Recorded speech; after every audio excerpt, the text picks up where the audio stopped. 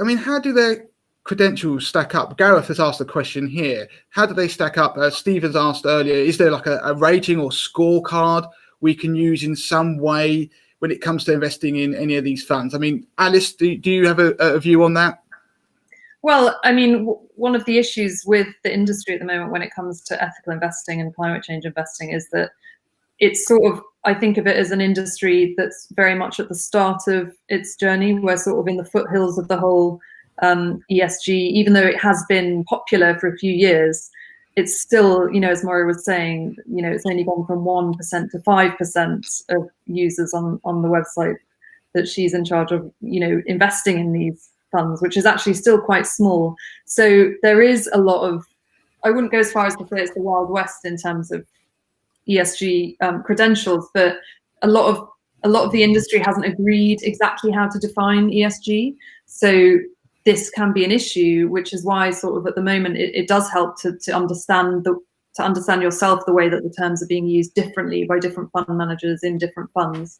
But I mean, Moira, you're very well placed to answer this, because I know that you guys have rated some of the funds and you've made some recommendations about which ones you think are good.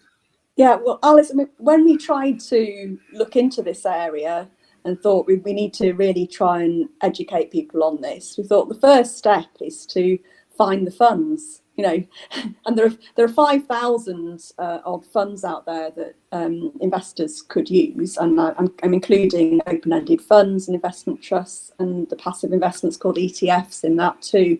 But so we looked at what was actually on our platform, because we have most things available, and we found about 150 options. So that's our long list of what's available. So that just shows that the market's pretty immature, and they're not that easy to identify. We had to do a lot of work to identify them, and that's because there's no fund sector that's ESG or climate change where you can compare like with like, and they don't even have consistent naming conventions either. So it is pretty difficult to find them, and that's why we feel what we've done has been a really valuable thing for investors, to actually list 150 options that are available, and then we've narrowed that down to what we think are the best in class investments within that group as well.